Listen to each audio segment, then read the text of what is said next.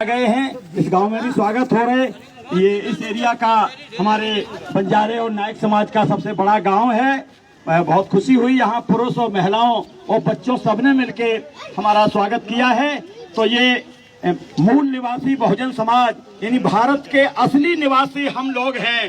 तो ये हमारी संख्या कम से कम 85 और 90% है, लेकिन राज दूसरे लोग कर रहे हैं जो बाहर से आए थे और मुट्ठी भर हैं, और जो हमारे दुश्मन भी हैं, हमारे विरोधी भी हैं। इसलिए आप लोगों ने स्वागत किया। तो मैं समझता हूं प्रधान जी, हाँ प्रधान जी किधर हैं? आइए जी, माल्यार्पण लेके हमारे इनका स्वागत करिए, हमारे मुख्य अतिथि महोदय का।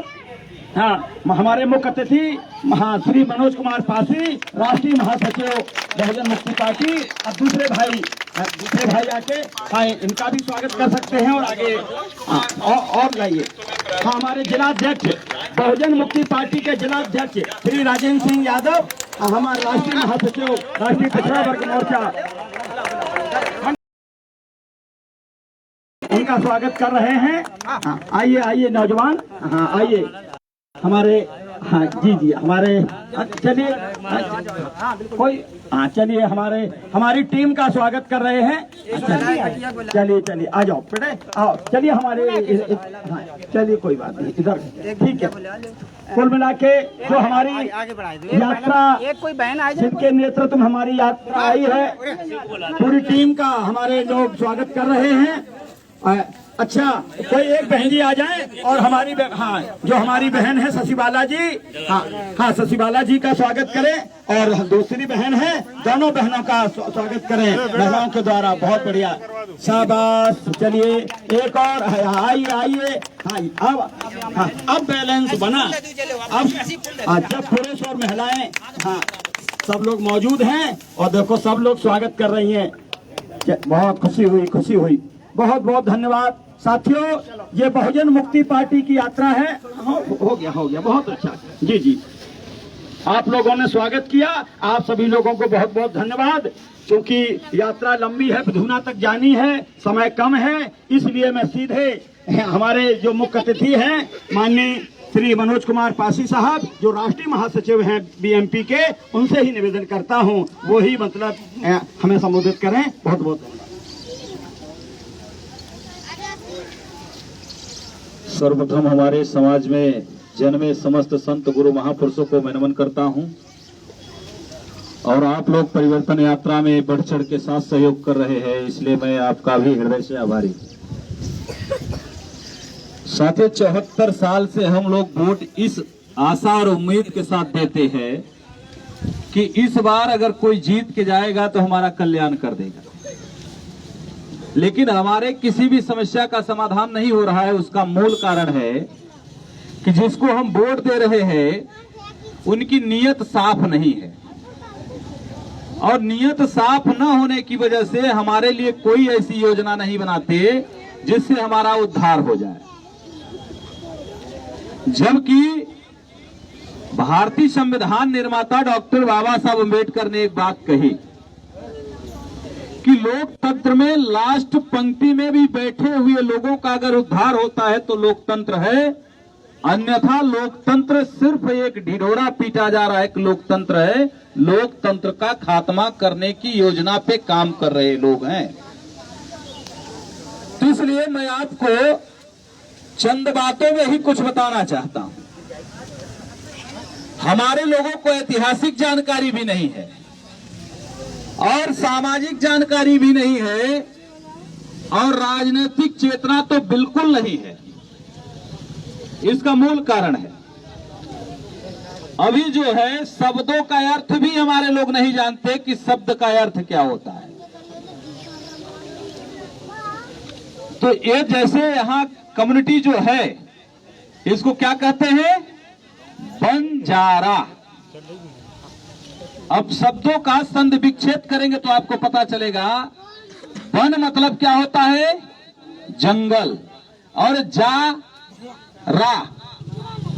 तो जिन्होंने सिंधु घाटी सभ्यता में हमारे लोगों की हुकूमत थी, राज कायम किया, विदेशी आक्रांताओं ने आके आक्रमण किया, उनकी धन धरती संपदा छीन लिया और बाद में छीनने के बाद उन्होंने कहा हमारा जीविका कैसे चलेगा, तो कहा हम अपने पास भी बसने नहीं देंगे, नहीं तो फिर से जैसे पता चलेगा कि तुम्हारे पुरखे इस देश में राजा थे तो उसके बाद युद्ध करोगे, लड़ाई करोगे। इसलिए उन्होंने कहा यहां रुकने के लिए, ठहराव करने के लिए हम आपको समय नहीं देंगे, आपको कहां जाना होगा, बंजारा, वन पे चले जाओ, जंगल में चले जाओ। अगर यहां दिखाई देंगे तो हमें अपने विरासत की लड़ाई लड़ोगे हमसे, इसलिए यहां रहने नहीं देंगे। तो साथियों, बंजारा कम्युनिटी, इसे एक और कहा जाता है नायक। तो नायक भी कहा जाता है, नायक का अर्थ होता है हीरो। हीरो मीन्स उसी के ऊपर केंद्रित होती है पूरी फिल्म, इसलिए एक टाइटल इनका यह भी मिलता है नायक।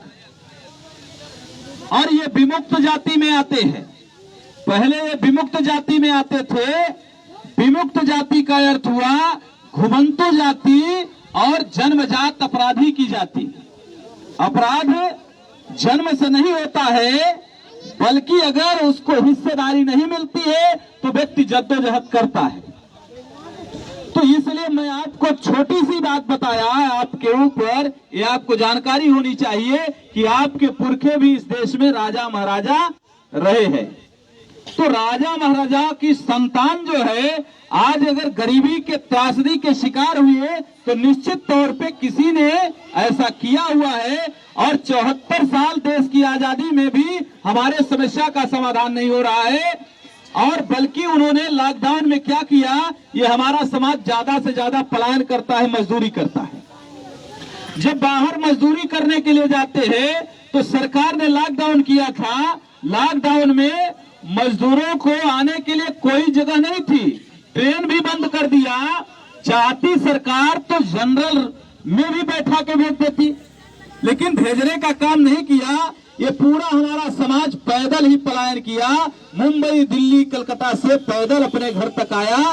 पैदल भी सरकार आने नहीं दे रही थी, ऊपर से लाठीचार्ज किया, इतनी असहनीय पीड़ा दिया, ये सरकार ने जानबूझ के किया। तो साथियों, गरीबों के साथ, मजदूरों के साथ सरकार ने न्याय नहीं किया, बल्कि उल्टा इनके ऊपर लाठीचार्ज किया और बदले में एक कानून बना दिया। बाबा साहब अम्बेडकर ने कहा था कि संविधान बनने के बाद कोई बंधुआ मजदूरी नहीं करा सकता हमसे। पहले हमारे समाज की ये दुर्दशा थी। तो साथियों, विमुक्त जाति में बंजारा भी आता है, विमुक्त जाति में पासी भी आती थी। इसलिए मुझे इतिहास पढ़ने का अवसर मिला है, इसलिए मैं जानता हूं। तो ये उन्होंने अभी क्या किया, 8 घंटे की बजाय अब 12 घंटे नौकरी करना पड़ेगा आपको। और बाबा साहब अम्बेडकर ने कहा 8 घंटे से ज्यादा अगर जो कराएगा तो डबल सैलरी देना पड़ेगा। साथियों, अब 12 घंटे अगर काम करते हैं तो 4 घंटे की 8 घंटे की सैलरी देनी चाहिए। तो अब आपका डेली का नुकसान 300 रुपए का होगा। सारे मजदूरों को दिया सरकार ने कुछ नहीं। ये भारतीय जनता पार्टी नरेंद्र मोदी जी ने नौटंकी किया। 300 रुपए डेली का नुकसान करेंगे, महीने का 9,000 होता है, साल का 1,08,000 होता है, 5 साल का 5,40,000 होता है। और क्यों किया?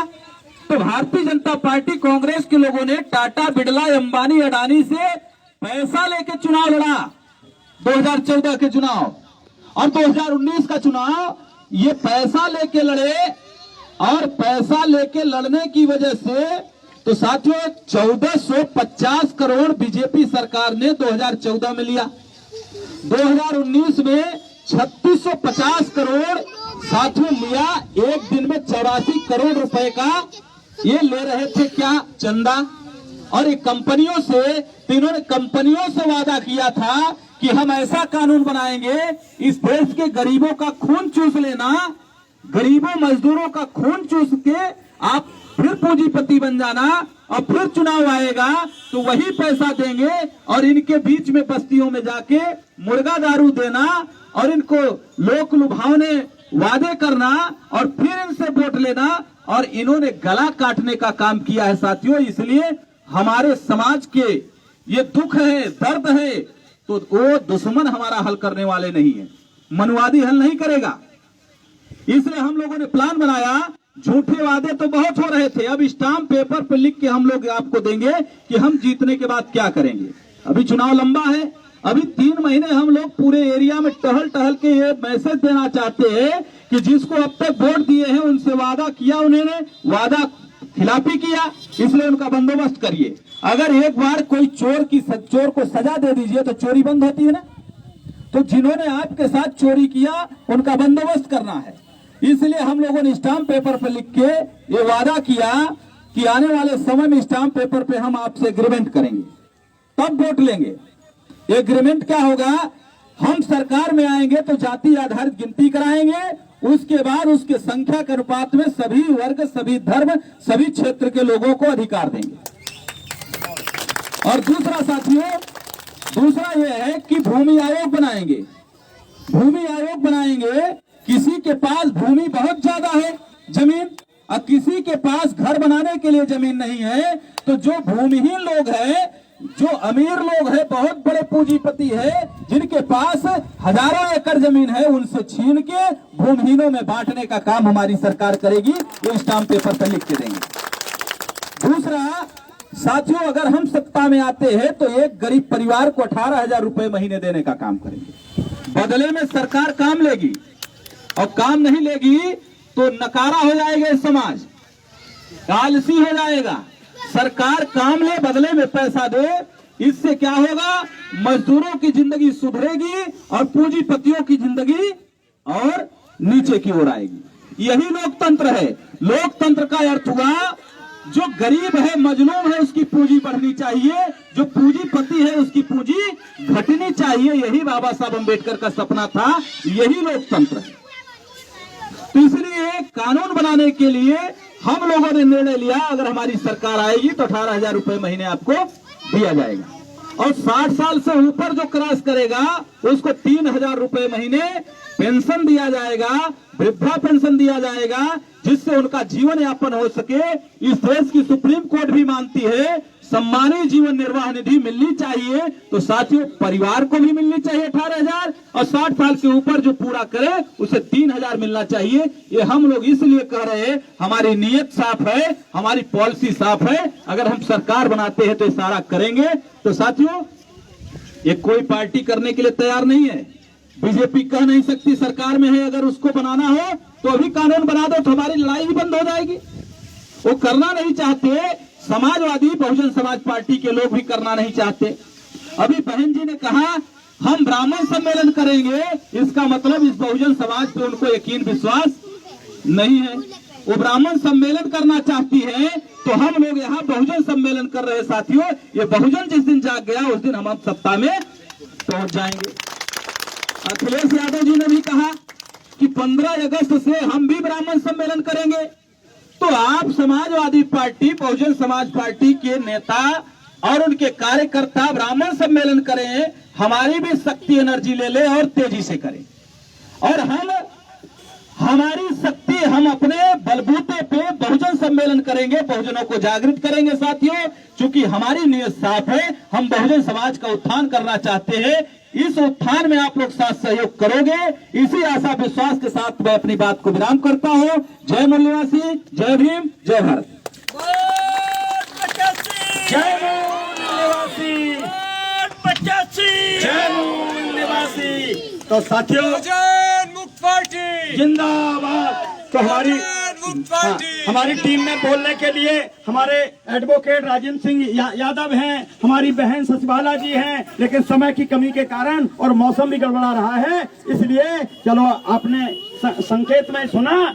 आप सभी को बहुत बहुत धन्यवाद, आपने स्वागत किया। और आप लोग इस हमारे पर्चा पम्पलेट को पढ़ेंगे। आजादी झूठी है, देश की जनता भूखी है, ये आजादी झूठी है, देश की जनता भूखी है। वोट 85, जय मूल निवासी, वोट 85, जय मूल निवासी। विरोधी संघर्ष करो। हाँ